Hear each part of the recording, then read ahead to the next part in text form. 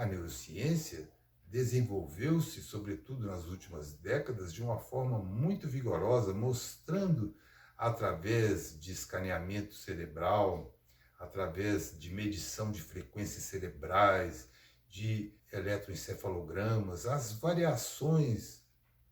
que pensamentos promovem, que sentimentos promovem, que atividades promovem, como a atividade física, a alimentação, a meditação, a oração, o trabalho voluntário, a perspectiva otimista para a vida, as visualizações, as afirmações positivas,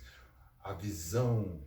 o entendimento, a vivência da espiritualidade, a percepção de que prosseguimos após a morte, porque o medo da morte está em muitas das aflições que nos ocorrem. É muito comum, basta que para isso olhemos à nossa volta, porque frequentemente é mais fácil vermos nos outros certas manifestações, certas problemáticas, do que vermos em nós mesmos. Então nós podemos observar que na medida em que os anos vão passando, as pessoas, e aí quando eu digo as pessoas, é para que nós possamos voltar para nós mesmos. Vamos nos fechando,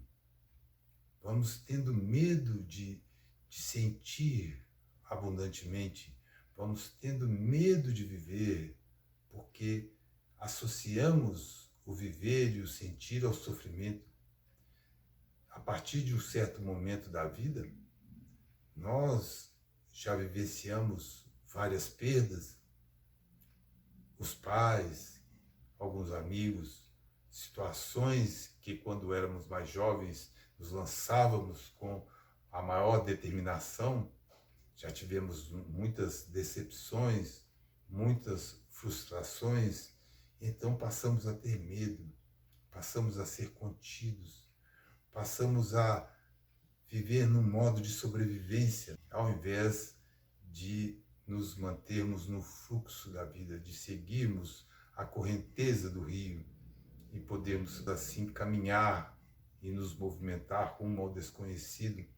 porque é no desconhecido que se encontram as coisas que realmente irão nos surpreender, que irão modificar a nossa trajetória, que irão renovar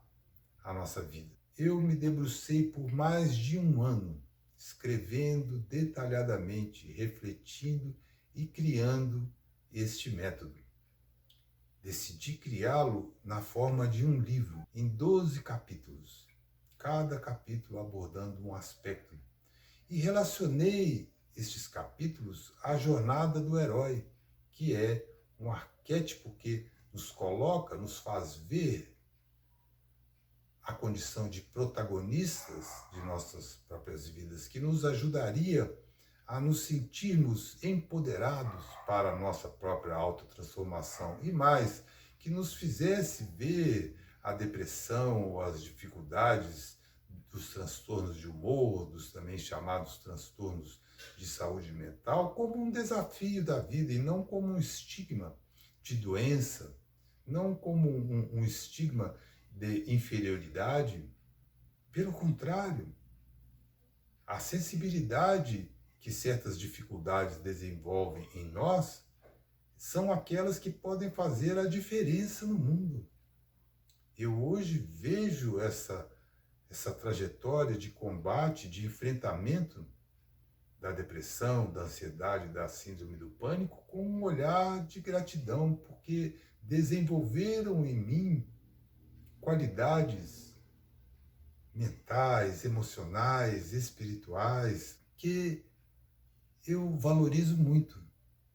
Então não há nenhum motivo para que nós nos sintamos inferiorizados ou infelizes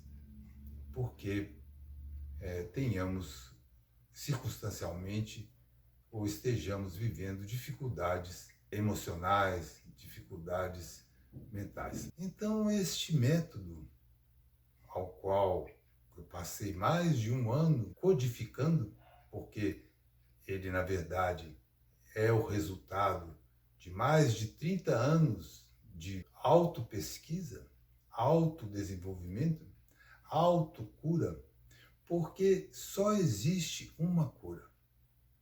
aquela que nós mesmos podemos fazer. Nenhum medicamento poderá nos curar. Nenhum médico poderá nos curar. Nenhum psicoterapeuta poderá nos curar. Somente nós mesmos podemos nos transformar. Para isso é preciso que nós nos determinemos, que nós movimentemos os recursos íntimos que possuímos de vontade, de querer, de capacidade de sonhar com dias melhores e coloquemos em movimento as imensas potências que trazemos dentro de nós, as potências espirituais do nosso ser. Então, tendo como base a neurociência que abriu para mim um guarda-chuva onde eu poderia abrigar todos os elementos que havia experimentado durante as minhas tentativas, durante as minhas lutas de crescimento pessoal, a neurociência se tornou esse guarda-chuva que poderia unir todos os aspectos ou todos os elementos que eu passei a trabalhar dentro da jornada da cura holística.